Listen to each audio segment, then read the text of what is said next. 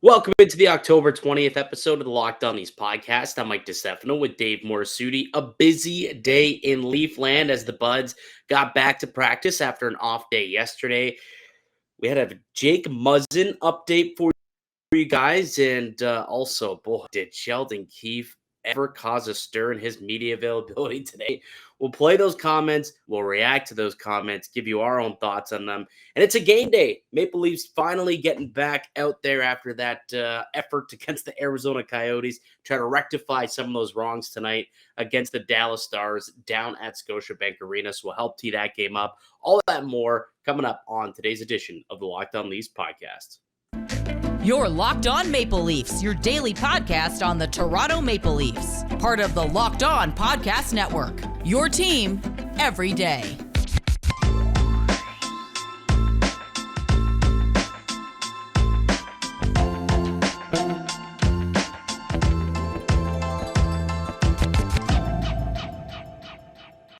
Hello and welcome to the Locked On Leafs podcast, one-stop shop for all things Leafs. I'm your host, Mike DiStefano from TSN 1050 Toronto Radio, also known as Al's brother on TSN's Overdrive and TSN 1050's Leafs Lunch. Joining me, it's my co-host, Dave Morassutti from Sportsnet, also writer for the NHLPA.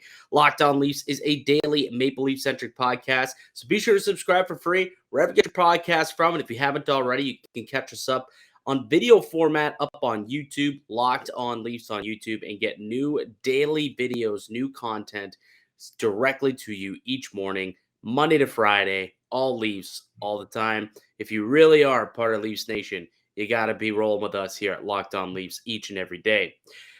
What a day, David. My phone has not stopped blowing up with purely Leafs content, and they haven't even played a game in 2 days. It's not a game night. They didn't play last night. But still, the Leafs are dominating the news cycle. Classic Toronto. Yeah, I had a few WhatsApp group chains go quite lengthy. Yeah. At one point, because I was working during the day, and all of a sudden, I was keeping tabs on what was going on at Leafs practice. I wrote the news that Jake Muzzin was put on IR. If you got that Sportsnet alert, that was for me. You're welcome. Got out. Yep. And then and then I look down on my phone and I see, without a lie, 53 new messages in one of my group chats. And I went, what in the world? What, like, because You would think a trade happened. You would think there was a big trade or a trade, or, a trade happened, or somebody was done for the rest of the season, or, something terrible happened. And I look down and I'm like, oh. Oh.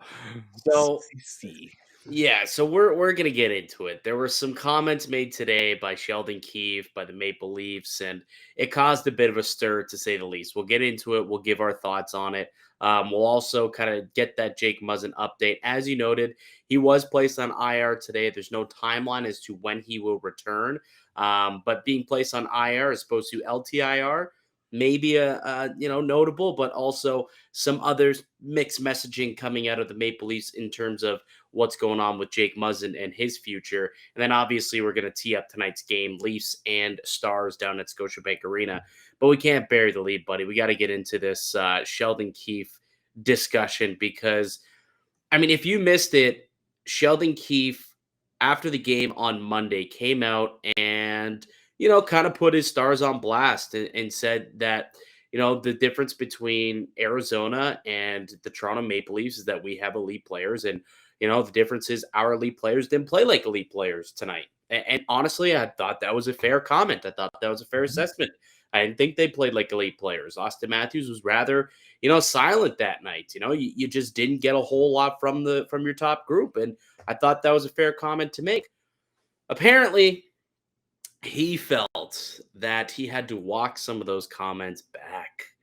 And I'm actually going to pull it up. I have the I have what Sheldon Keefe had to say exactly, and then we could kind of react to it from there. So here's Sheldon Keefe today at Maple Leafs media availability, talking about what he really meant to say and walking those comments back a little. Make sure you go full screen on that so that people can see.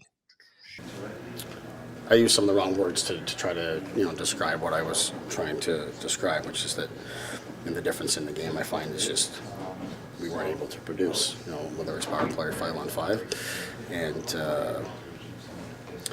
that's really the difference, with all the puck time we had, everything like that. But by no means was I meaning anything beyond that, which is what I wanted them to be sure of. And as it turned out, they didn't know what I was talking about, but which is a good thing. But at the same time, important that they know where I was coming from. I mean, like saying that he's got to.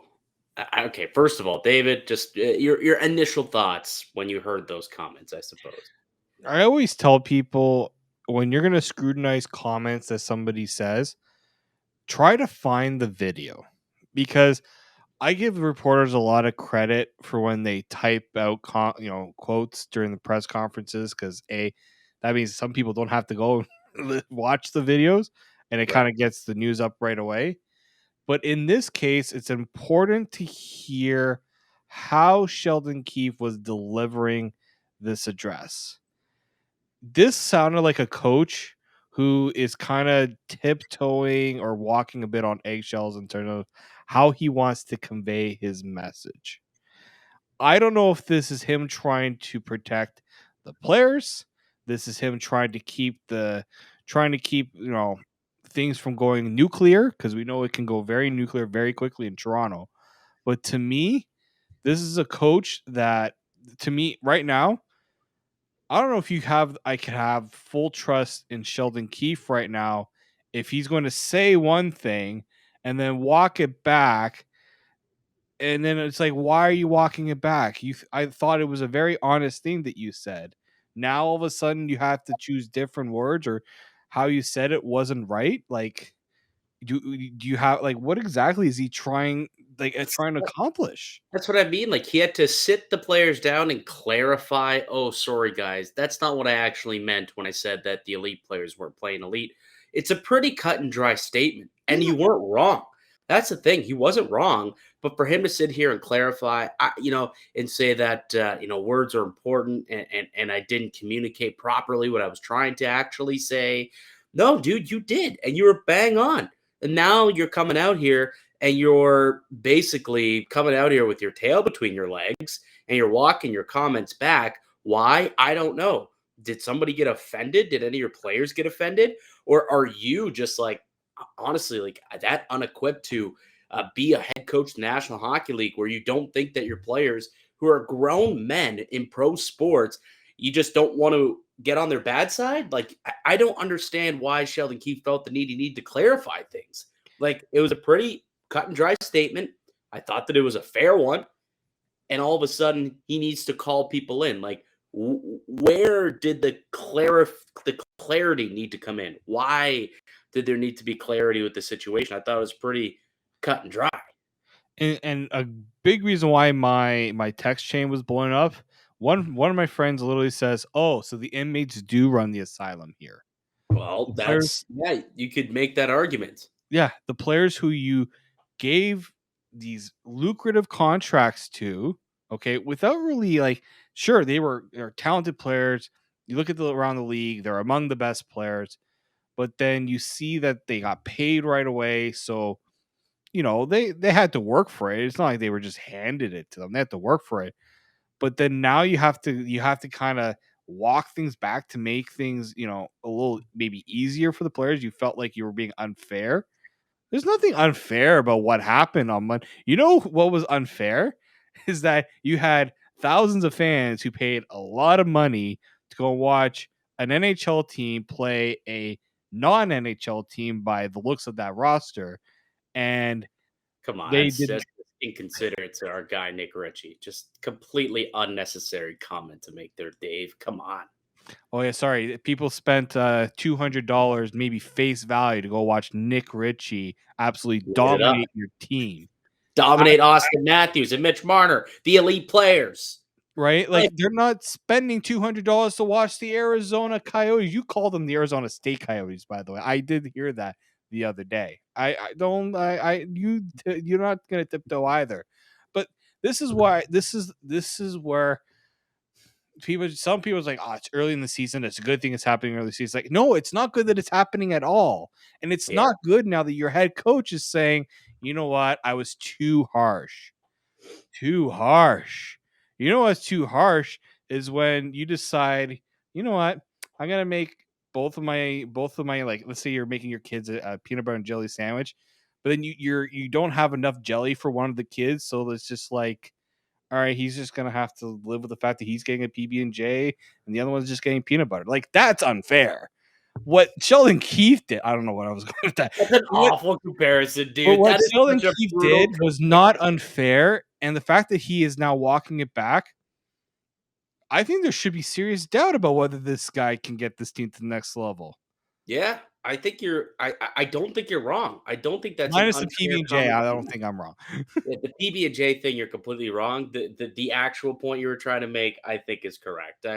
I mean, there's already a large segment of this fan base who thinks he's not equipped to be the guy, who thinks that, he can't lay into his guys, and clearly he's showing that he can't. And I don't know, again, if it was somebody tipped him off and said, "Hey, you ticked off somebody, you might want to smooth some things out," so he decided to go and do it himself, or if he himself just said, you know what? I think I was really mean to my players. I'm gonna go and I'm gonna clarify things with them just so that I'm not on their bad side. Either way, it's a lose-lose proposition. The It fact that is. any amount of clarity was made here, and it does question if he's good enough to lead this team. I think it does bring it into question. You know what he could have said? You know, I have a little bit of experience of giving people advice of what to say in a public setting. I used to do that, before I did this. I would have done this. Okay, clearly Mitch Marner said he talked with a bunch of them talked with Sheldon Keefe after the game. Air it out. Open forum for a private setting with the coach and the players. Do that. How is there to air out? Yeah. Well, Here, Mitch, that's you here's do this it. clip. Here's this clip of Nick Ritchie dominating Yeah. you Oh, with a 94% expected goals in 5 minutes against you at 5-on-5. Please tell me how elite you were letting Nick Ritchie dominate you tonight. Go ahead. Go yeah, ahead. Tell me. Show me. exactly. But what you do is you say, you know what? I had a conversation with the players. Some of them were not sure of what I meant. So guess what? We talked about it. They understood what I mean now. Not, you know what? I felt it was unfair. You don't say that. You don't go about and say, you know what? After second thought, what I said, credibility goes out the window when you walk back comments. Because now, can you trust anything Sheldon Keefe says when he goes post game tomorrow? Because now people's like, oh, is he going to walk back another comment? Like, you lose credibility by doing that. If you had a private meeting with the players, leave it private. Don't go out in the media and say, nah, and all of a sudden you're walking it back. You lose credibility by doing that. Like, that is like, somebody should have given him a little, if that was actually going to be something he was going to talk about, somebody should have told him to say, you know what, best that you don't mention that you're walking back your comments. It's the worst thing you could do. And I'm actually surprised that the Leafs kind of allowed him to do that. And I hope somebody has a conversation with him now that he's done it. So, but like, does it kind of speak to the fragility in the organization? How, Yes. like, the fact that, like, they feel the need to coddle the players and, like, clarify, like, does kind of speak to how fragile this group is. And that's been a big question mark about, immaturity within this group for many, many years. And it was not even a week ago, 2 weeks ago, maybe, that John Tavares came out in a piece with Chris Johnson and said, there's a maturation process. What was the word that he used? Some to the effect of, there was a maturation process that they had undergone, and they're going to be a much more mature team. No, clearly not. Clearly, this is not the case. There is still some fragility and immaturity within this group. It's kind of what it shows me. Yeah, no, like, they coddled Mitch Marner, when he went through that really tough playoff series, and a lot of people were pretty much coming after him for not performing in the playoffs. I remember that one. They went right to defending Mitch Marner. Kyle Dubas has defended Justin Hall. right? Why didn't you expose Justin Hall in the expansion draft? Why did you choose to keep him? And he felt he had to defend his player. Sure, you can defend your player, but don't make it feel like that they're free of scrutiny either. That's a Yeah. problem. I don't know many coaches in the NHL that, sure, some of them will take the bullet for their players, but they're not going to take repeated shots either. Like, No. they will call out what needs to be called out. That John Clark's Evolution wrong. There's no maturation right now. evolution in the maturity is how he termed it. That was it. An evolution of maturity is what this group has overgone. He said, quote, the guys have been through a lot. Our core guys are basically in the early part of their prime of their careers, and the maturity just gets stronger every year. I think just the demeanor, the habits every day, the leadership, and the attitude, and how driven they are, not letting too much get away. I think it just continues to add fuel to the fire, so to speak. Not letting too much get away. Okay. All right, John. We need to see that shine through a little bit more. At this point, these are kind of empty comments, are they not? I like to hear what Morgan Riley has to say because out of all of them, he's probably the one that wouldn't hold back because he has. Yeah. I Yeah. like, I'd like to get Morgan Riley's thoughts on that. If I was a media person, I had a chance to talk to Morgan Riley, I would say, "What do you think about Sheldon Keefe's kind of Yeah. walking I back?" don't know. I don't think he would say anything. Like, he's I, not going to throw his coach under the bus. Like, you would no, he just get a wouldn't. flat No, he answer, wouldn't. No. yeah, we spoke about it, but it's just gonna stay between us. I have no further comment. That's what he would have said. I would have liked him to say, you know what, but as players, we need to take responsibility. That's what I would like to hear a player say. You know what, Sheldon can walk back, but us as players, we need to kind of take responsibility for how things went. Yeah, no, you're probably right. That probably would have been a good answer. Where instead, Mitch Marner, says, yeah, no, he spoke with us, he sat us down, and want to clarify things, and we're just going to keep that between us. Which also was a weird comment to make.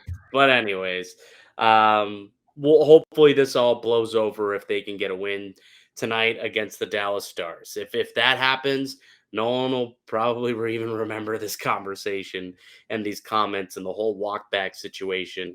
If they can go on to have a successful season, if is the operative word there. All right. Why don't we take a quick break here, David?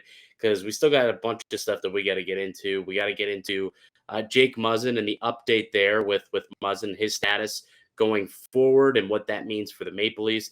And then we got to tee up tonight's game, Leaf Stars down at Scotiabank Arena. A big opportunity for the Maple Leafs to kind of, shed some of the doubt that's starting to creep in with a lot of people within this fan base, and they can kind of do that against a really talented, good squad in Dallas who's undefeated so far on the year.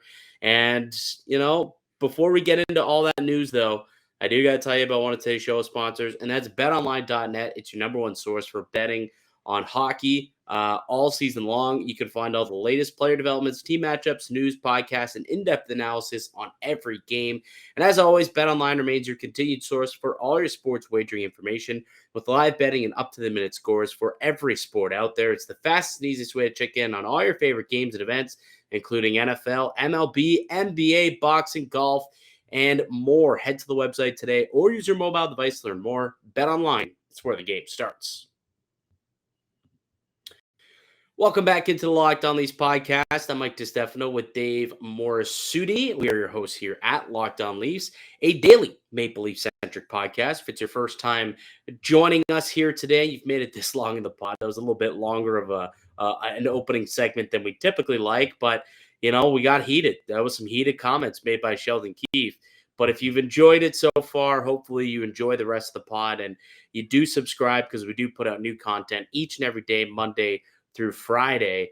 A big piece of information came out today regarding Jake Muzzin. As you noted at the top of the show, he has been placed on injured reserve. So IR, not LTIR. And the difference is the only restriction for him playing and coming off IR is it's only 7 days from the last game he played. So that would be next Monday. He would be eligible to come off IR Whereas if he was put on LTIR, it's 10 games and 24 days or 24 days after that. So going on IR potentially could say like he could come back. They could also retroactively place him on LTIR at some point. The thing is, there's some mixed messaging coming out of Maple Leafs camp. Go figure. When it comes to the Jake Muzzin situation, I mean, we all saw the hit. It didn't look great. Little neck snap back. They haven't put a timeline on it. Sheldon Keefe did say in his availability today when he wasn't, putting his foot in his mouth, said that it wasn't he's told that it's not a head injury. So I guess concussion so far can be ruled out, which is good because suffered 2 of those last year and you don't want a third within a calendar year.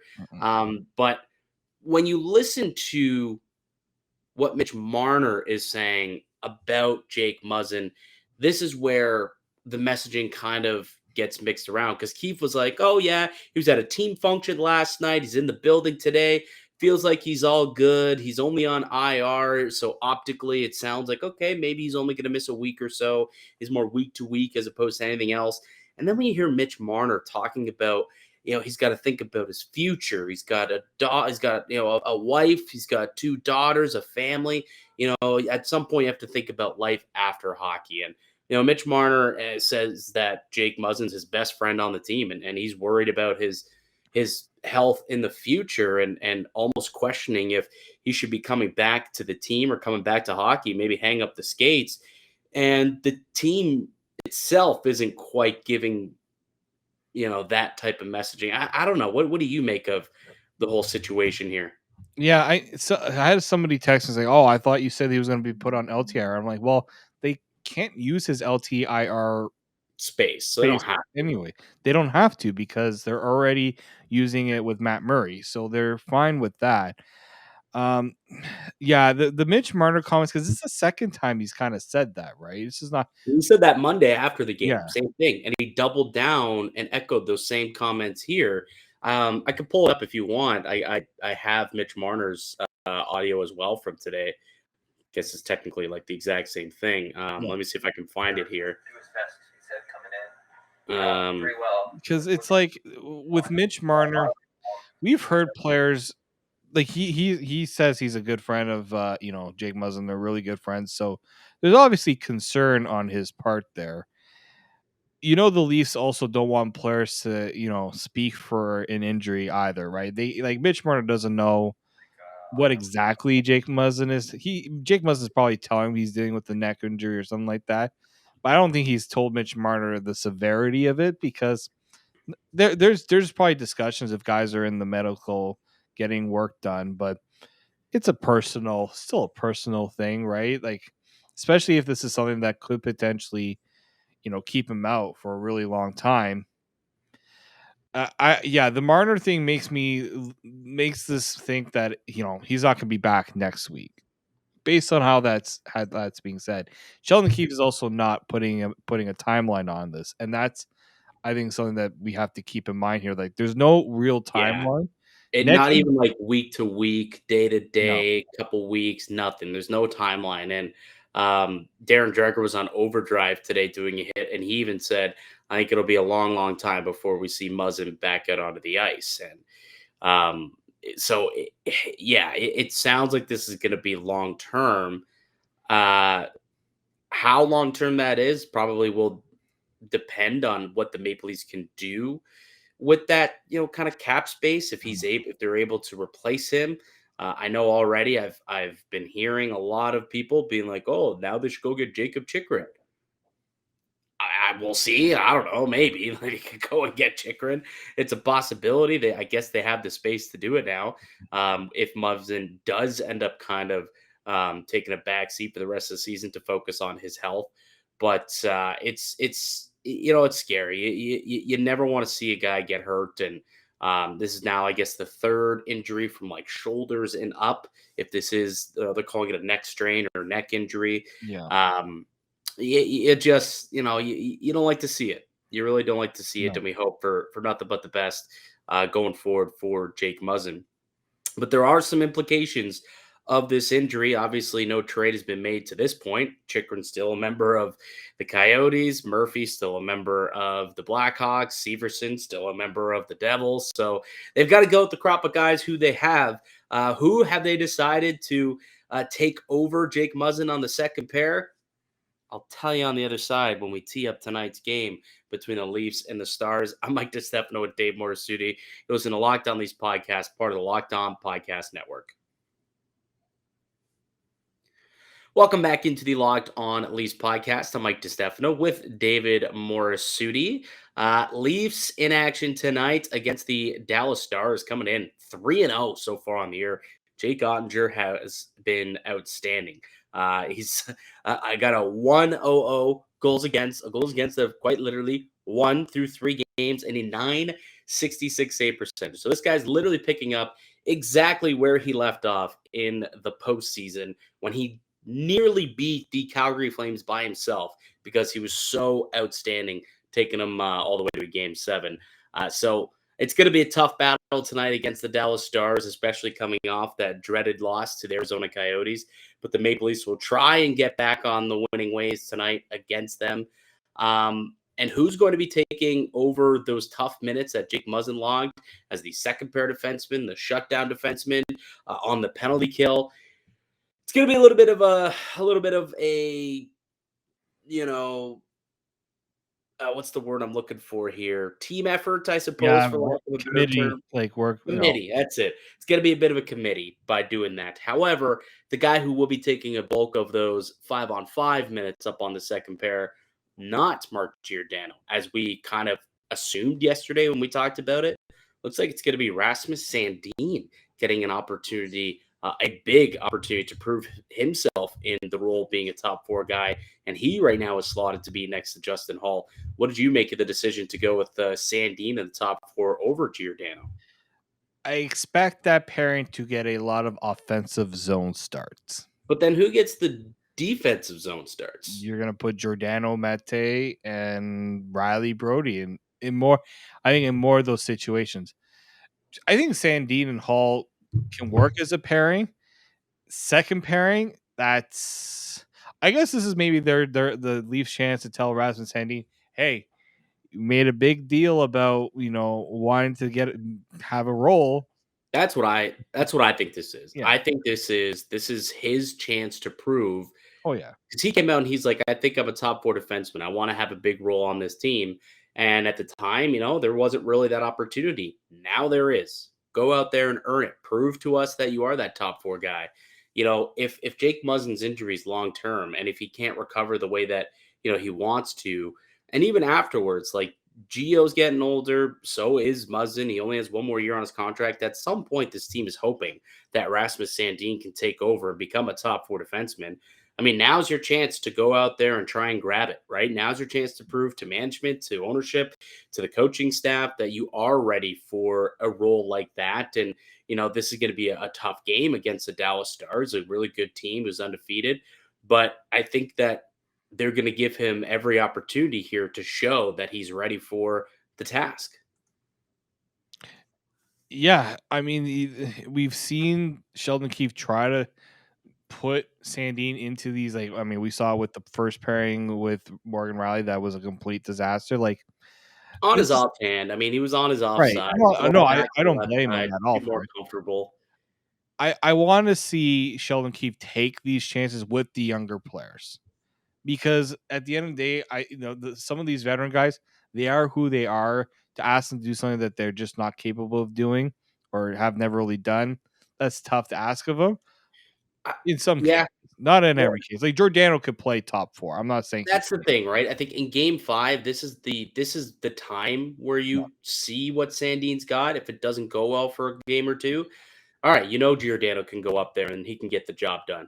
But when you're in Game 5 of the year, you can make some of those small gambles just to kind of get a look-see a little bit, almost as an extended preseason type of thing, which is kind of the way that I'm looking at it. But Sheldon Keefe also did say that although he is, the de facto second pair defenseman, based on, situations in the game, there could be some, things could change, right? Like a late in the period defensive zone draw, maybe Gio and Hall end up getting that, that particular face off as opposed to Sandin and Hall. And then, the next time it could be Sandin and Mete getting an offensive draw.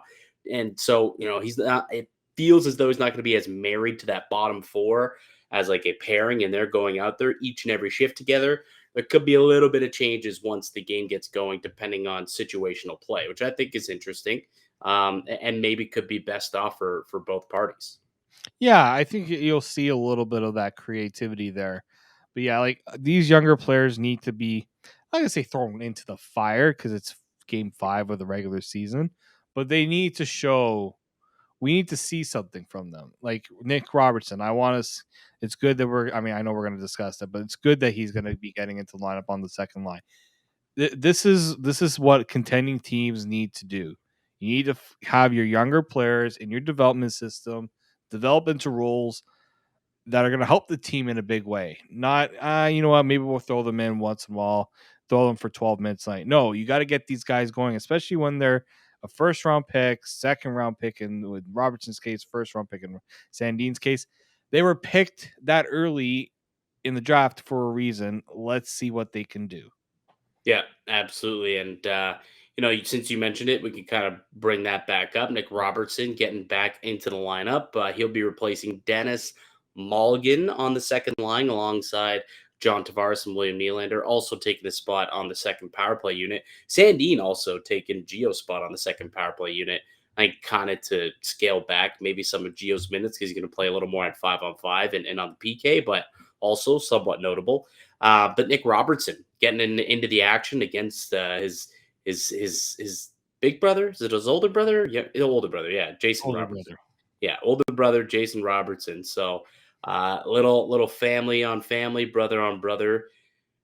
You got to think he's got to be motivated. I mean, he's getting into his first game of the year, and it's going to be with his brother in the building. Maybe his parents might come up for the game and be in the building because they'll be playing against each other. So I think Robertson's going to be motivated, and that should help that second line produce a little bit of more offense. Well, I mean, they've been fine as is. I'm not saying that they've been a problem, but like they should help continue to Well, provide he some. might even elevate them, right? Like, Exactly, that's what I meant. Yeah, right? He was doing really well with the Marlies, and like it wasn't like he was he struggling. won the preseason. Like Yeah. he was doing Yeah. fantastic in a preseason. The only reason why I didn't make the team is because of Cap cap reason. Cap cap and reasons waivers, and waivers. Exactly. right? So, I do think you got to you have Nick Robertson should, and not only just for one game. I mean, this is gonna you can at least have him here for at least around a month with Matt Murray being down. Give him that chance, right? We saw Malgin. It wasn't like the worst thing, but it wasn't great. So now you got to tell Robertson this is your shot, right? From now until the end of until we have to make decisions with rosters. See what you can offer in this role that we desperately need scoring help. Yeah, Yeah. you want to see him play a responsible game, but he also has to bring the scoring touch that he had in the preseason and so far with the Marlies. Yeah, absolutely. So we'll see what Nicky Robertson can give us here tonight. So, really quickly, Dave, before we close it out, obviously we weren't happy with the effort that we saw Monday night against the Arizona Coyotes. Mhm. What do you want to see out of this group tonight as they take on the 3-0 undefeated Dallas Stars? Yeah, don't let the Stars frustrate you because they have a really good goalie. They're going to play a style that is going to try to suffocate what the Leafs can do offensively because that's how and they're a very physical team. Like they're not going to make getting offense easy. So I think the Leafs are going to have to be not patient, but be willing to keep working at it. Don't let the frustration change your motivation. Come out motivated. Like you have to set the tone. Don't let the Dallas Stars set the tone like the Arizona Coyotes did on Monday. Yeah. How about the elite players play like elite players, David? How about that You one? can't say that. You're not allowed to say that. You have to be. Guess what? I'm not going to walk it back. I'm gonna say it. The elite players need to be elite players, and I got the nuts to say it. All right, and I'm not gonna walk it back. So that needs to happen.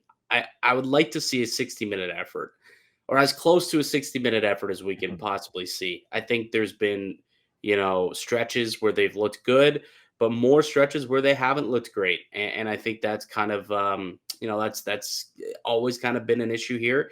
But I think it would be a good opportunity for them after a pretty scolding week through the media, just based off of their play on Monday, and then the comments today. You could put all that to bed with a good performance tomorrow night. All of it can go to bed with a great win tomorrow, and a full 60-minute effort. It's not just a win, it's they can go out there and just look and play with purpose, play well detailed, outwork Dallas, work and try and get to the middle ice, win that battle, get the power play cooking a little bit. I think that that's the type of stuff that I'm looking to see in this game, and